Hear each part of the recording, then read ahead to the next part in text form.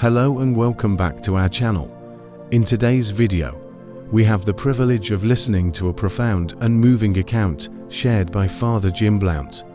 My dear brothers and sisters, I trust that you are all in good spirits. Today, I want to bring to your attention a truly significant testimony that holds immense importance for everyone, whether you are a believer or not. Father Jim Blount's story is filled with essential lessons that we must pay heed to. These insights are not merely thought-provoking, but crucial for our understanding of life and the afterlife. It is imperative to grasp these lessons before we face the inevitable reality of death, which comes to all of us eventually.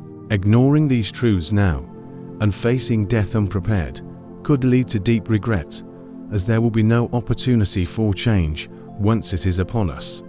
So, I encourage you to stay tuned and reflect on the profound message we are about to hear. Now, let's get started. At first, everything was completely dark. I couldn't feel my body. I tried to move and scream, but no sound came out, as if I was trapped. Gradually, shapes and colors began to form around me. I found myself in a place unlike any I had known. This new world was dark and unfamiliar, with an oppressive atmosphere all around. As I looked around, I saw others like me. We were all being pushed towards a vast, deep pit. I didn't know what was pushing us, but no one could stand at the edge. The pit was filled with loud noises and cries, with others screaming in agony. I felt deep sorrow and regret. At that moment, I didn't know if I would be able to return from where I was going, because the pit was endless and divided into different segments, each filled with fire and smoke. I was trapped in one part while others continued to fall. I noticed shadowy figures approaching me, accompanied by loud sounds and screams.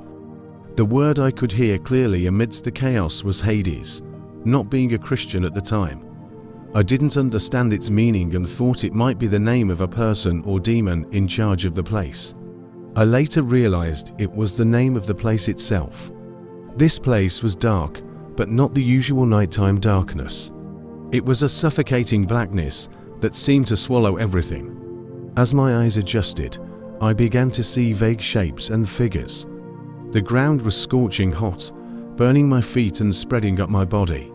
I saw other souls drifting aimlessly like shadows, their faces filled with pain and sorrow, as if all hope had been drained.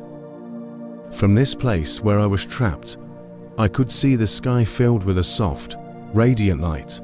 Through this light, I could see people moving gracefully, their forms glowing brilliantly. I instantly knew this was the heaven Christians talked about. It seemed so close, yet infinitely distant. I watched as the people there moved effortlessly, free from pain and suffering, their faces filled with a happiness I had never known in life. They were in a different world entirely, one I could see, but never touch. For the first time, I saw an angel. While enduring the torment of my burning body, the angel appeared hanging in the sky and began to speak to me. He mentioned my name, making it clear he was there for me. He explained that this realm was called Hades, a place God has set for the souls of sinners to be kept until the day of judgment on earth. I had only heard of heaven and hell, not this temporary place called Hades. I felt deep regret and sorrow, crying out for redemption. The angel shook his head, explaining that redemption must be sought in life. Here, I could only wait and reflect on my choices. The angel faded back into the shadows, leaving me alone with my thoughts. The realization that I was in Hades, a temporary prison for my soul, was almost too much to bear. The weight of my past actions pressed down on me, and I knew there was no escape from my situation. I looked up at the souls in heaven, so close yet unreachable. Their joy and peace reminded me of my lost opportunity for redemption. In Hades, all I could do was wait in pain and torment. I was moved and tossed like an object, as if in a somersaulting car. I saw other souls enduring the same torments. There was no peace and no time to rest. The shadows and gloom made it hard to see clearly, but as I got closer, I recognized them. I saw people I had known in life, relatives and friends who had died many years ago and were forgotten on earth. I saw my uncle, my father's older brother, who died when I was very young, over 30 years ago.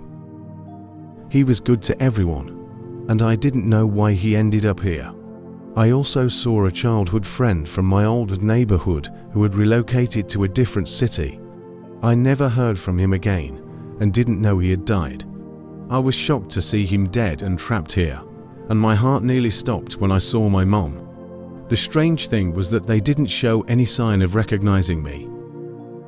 They were all wondering, and you could see the pain on their faces. Seeing my mother was devastating.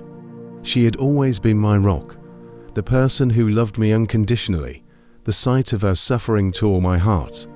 I wanted to reach out to her and tell her how sorry I was, but the distance between us felt insurmountable. I found myself questioning everything I had believed in.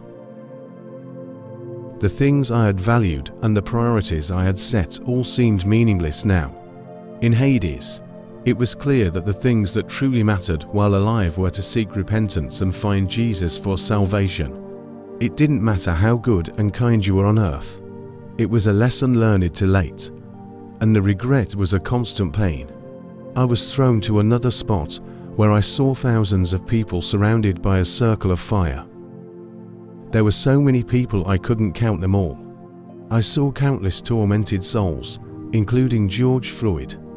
I wasn't sure it was him initially, because I had only seen him on the news, but as I got closer, I realized it was him.